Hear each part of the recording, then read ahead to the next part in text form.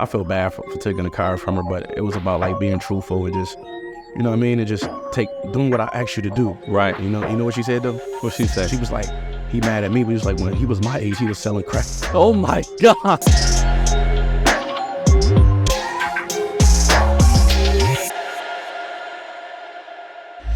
Welcome to the Rap Dads Show, the only show where we pull up on artists, wherever they may be, have them hop into the Sprinter, and talk all things fatherhood.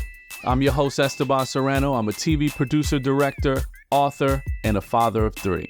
Today, we're parked up in Midtown Manhattan outside of the Def Jam offices to talk to Benny the Butcher. Since becoming a dad, he's had to do time, he's been shot, and finally achieved his dream of becoming a successful rap star and father. Rap Dads, Benny the Butcher.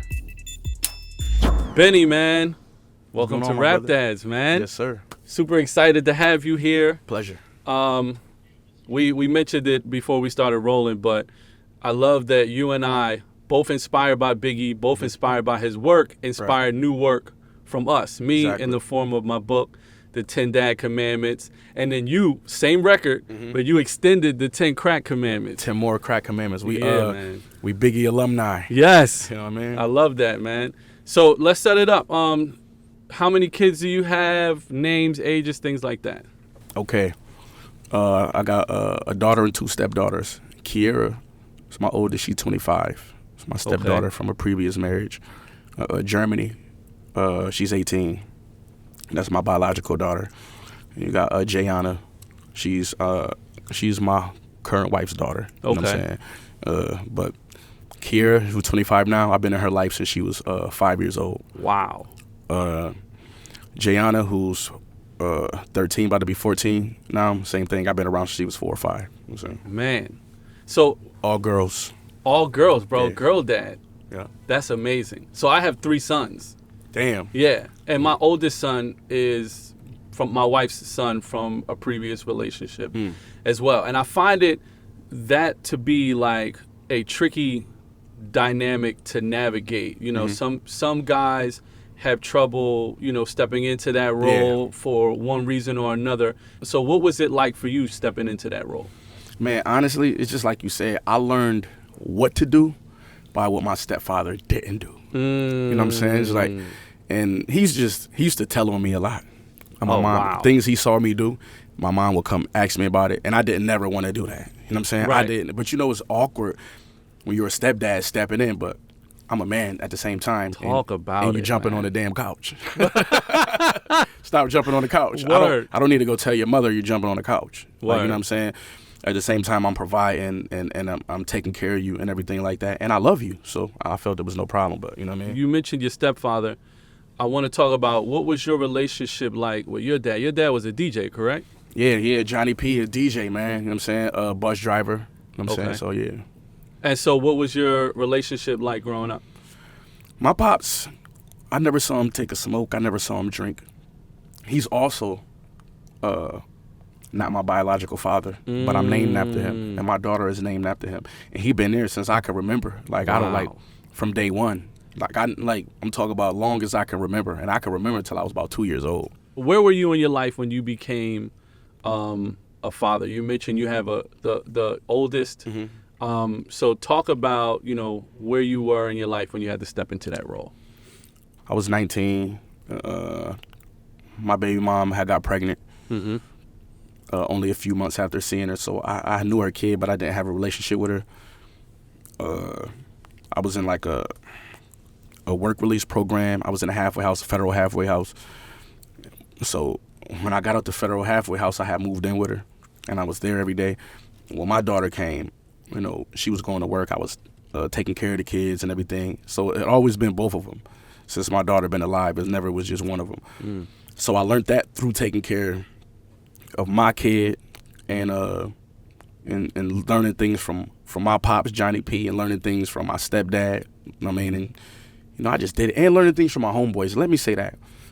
I watched my boy City Boy take care of his kid. Then I watched my older brother. He had a kid next, and then I was the last one to have a kid. These boys used to have their kids with them all the time. You know what I'm saying? We used to be riding around, and they had their kids with them. So I learned from them too. She right with me. She in the other truck. Oh, nice. For real. So it's still to this day you to keep this it day, with right you. now, at this moment. You know what I mean? That's amazing, bro. Watch the ones closest to you is a common theme in hip-hop. In our favorite songs, movies, and books, it always seems like the enemy is in the inner circle. Well, it ain't no different in fatherhood. It's time to cut the grass and watch the snakes run out of the garden. That's a quote from the book, The 10 Dad Commandments, Fatherhood Through the Lens of Hip-Hop Fathers. This is a book that's online. You must get. Yes, must. What made you write that? I wrote the 10 Dad Commandments because during the pandemic, the thought of your mortality was very prominent Hell in yeah. my mind. Yeah. So I was thinking, what am I going to leave my sons? That they'll be able to tap in if, God forbid, I wasn't around to usher them through that phase of their lives. And because everything that I do is very much through the lens of hip hop, I was listening to Biggie, probably cleaning the house or something, and 10 Crack Commandments came on. I was like, that's the vehicle. The 10 Dad Commandments. That's pretty brilliant, Esteban. Sometimes you surprise me. All right, we got Bob. One of my favorite Benny Rap Dad moments was when you tweeted a screenshot. This was maybe 5 or so years ago of your daughter. She was sharing with you her beauty routine schedule and her expenses. Right. And then you captioned the tweet with, my 13-year-old thinks she's the boss of me. Right. Like, talk about, like, you know, the bond that you have with your daughters and how you establish that bond. I established that bond by, being truthful with them, being upfront with them. Especially in a situation where I wasn't with their mom, you know what I'm saying? Because you can't leave your kid's mother to speak for you in those type of situations. Right. So it's a lot of times where I had to speak for myself. Do y'all know certain truths or why I'm not there? Like, do y'all know that? Have she spoke to y'all about that? So, just being closer with them. Like, they my friends at the end of the day. They grown, you know what I'm saying? They 18 to 25. Right. Shorty about to be 14. So you got to be upfront with your kids, you know what I'm saying? They gotta know you in and out, just like you know them, you know what I'm saying? They understand things more, so definitely, man. I was always like a transparent parent, you know what I'm saying? No pun intended. Facts. Another dope Rap Dad moment for you was Hustler's Wife. And on the hook, you said, don't let my daughter be a hustler's wife. What type of conversations are you having or have you had with your daughters around dating and things like that? Man, I just tell them, if y'all interested in a guy and you're going to be spending time around him, bring him to me. Let me meet him. Off the bat. Right. Off the bat, within the first few weeks. If you feel like if you hang out with this guy once or twice before the third time, bring him around so I can vet him. So I can see who his favorite football team, how he dressed. Right. You know what I'm saying? Like, his vernacular, you know what I'm saying? I want to know those things because I got input. You know what I'm saying? It might be good, might be bad, but it's going to be key. You're going to need this information whether you like it or not. You know what I'm saying? So that's what I tell them. And it's a respect thing too. If you're dating someone's daughter and you meet them, you look at them in the eye, you're going to have a certain respect for them when you're not in the room. You know what I'm saying? For your daughter, you know what I'm saying? Absolutely, so bro. I tell them, nah, man, y'all got to bring those guys around me. You know what I mean? No, I love that. There's so many gems in there, but I can't let this one slip away. What their favorite football team is, because I feel like, and maybe you might feel different, but I feel like any Cowboy fan is a big red flag for me, bro. Definitely, man. What are you doing rooting for the Cowboys? Like what especially if you're not from Dallas. Talk about it. Those if you are the don't worst have ones. Come on, bro. Those if you are the ain't never worst been to ones. Texas, there's people in Buffalo who root for Dallas. That's insane. After them 2 Super Bowls we lost back to back. Insane, bro. That's crazy. You know what I'm Insane. saying? She can never bring one of them home. My God. I'm gonna be at the door with a shotgun. Right, we're on the same page. I love that. But talk about that, because there's obviously that famous scene in Bad Boys where Will and Martin are meeting his daughter. Like, what's your approach when your daughter brings a guy into the crib? Are you Benny the Butcher or are you dad? I'm definitely dad, but I'm Benny the Butcher by default because that's who that person gonna see me as when I walk in the room. You know what I mean? And Benny the Butcher is dad, so I'm being regular. I'm not being too aggressive or nothing like that. You know what I mean? I ain't knowing that. I'm just filling the person out. You know what I'm saying? I can't speak for, just like Bad Boys, I can't speak for none of the homies if anybody, you know what I'm saying, else in the building. I can't speak for their vetting process. Right. You got to go through theirs too because that's their niece. That's their, you know what I'm saying, cousin, whatever. So, yeah, you know what I mean? I'm just regular. I'm going to ask key questions, and I'm going to pay attention to key things, you know what I'm saying? For sure. Word. So there was an incident that happened in Houston where you got shot at a Walmart. Yeah. How did that impact your relationship with your daughters? How did you deliver that news to them? Like, what was that like? The first thing I did is just let them know I was okay. Before they heard anything from the news, I called them like, I'm all right. You know what I'm saying? And, just let them know, you know, they probably realize, like, damn, you know, Pop's successful and he rapping and everything, but, you know, he ain't safe. You know what I'm saying? Just to let them know I'm in the field every day. I'm still grinding. Just because we making a lot of money don't mean we put up. You know what I mean? We ain't at that point yet. You know what I'm saying? We running around grinding, but it's definitely a situation that I could have kept myself out of, and I have been lately. But it's like, you know, just get people, just put me under a microscope and let people know, like, you know, rappers, we in the field. If they haven't seen it already, what we go through, you know what I mean? Right.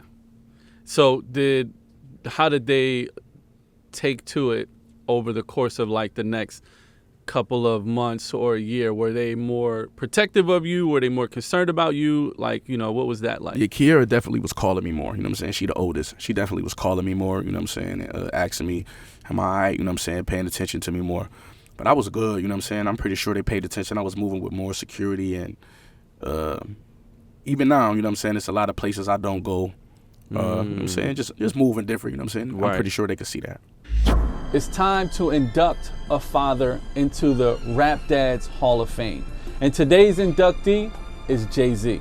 When Jay-Z's daughter, Blue Ivy Carter, was just 2 days old, Jay-Z recorded her voice and used it in a song he wrote about her called Glory. That song hit the Billboard charts and earned Blue a slot in the Guinness Book of World Records for the youngest recorded voice ever to chart on Billboard. Plus, Beyonce put Blue on the song Brown Skin Girl, which earned her a Grammy at just 9 years old. 2 songs inspired by their daughter, 2 songs including their daughter, and 2 huge awards as a result. When you include your children, your wins become their wins. And for that, we induct Jay-Z into the Rap Dads Hall of Fame. All right, we're gonna close this out with a rapid fire game. It's called First and Last. So your first memory of fatherhood. I remember my father, like, me being a father. Anything. Fatherhood in general. I remember my father picking me up and throwing me up in the sky. You know what I'm saying?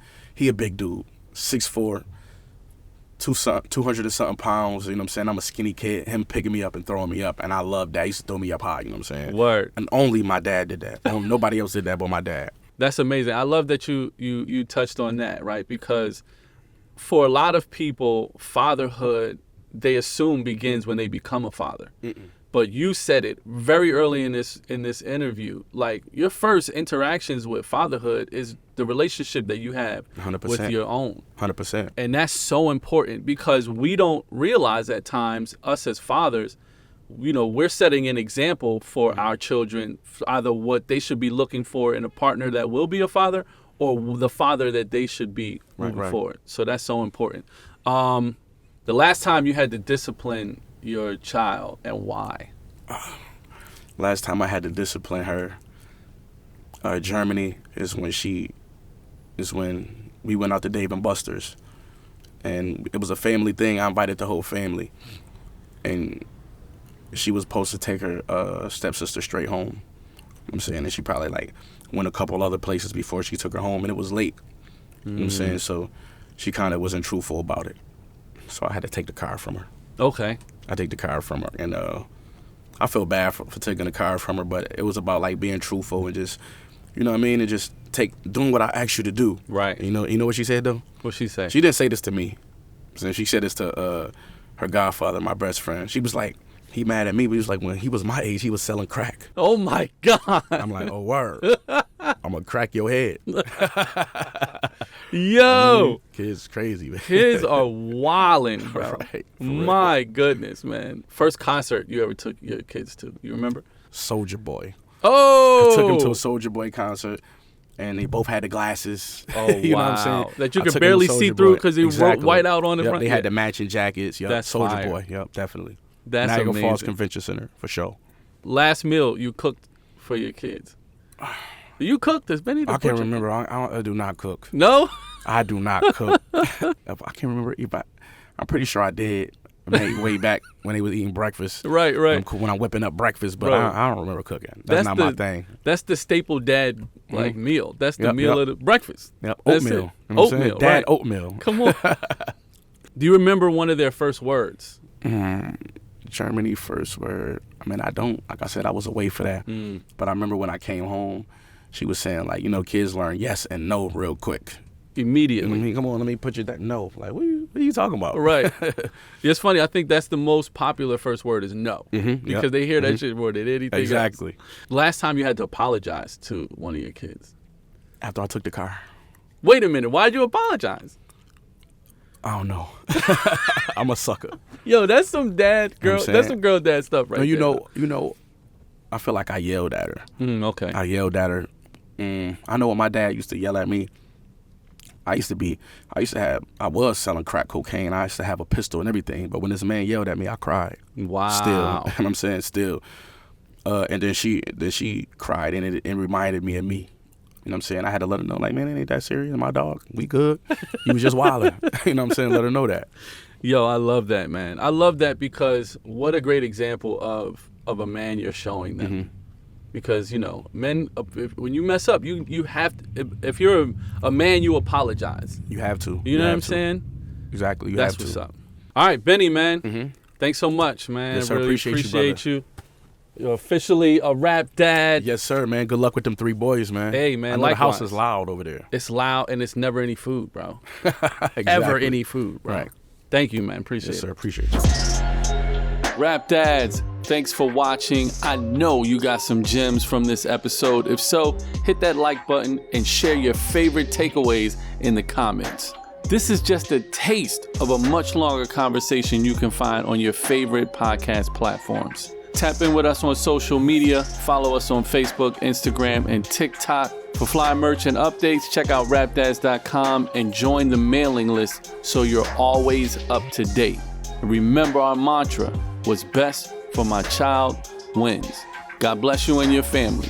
Peace.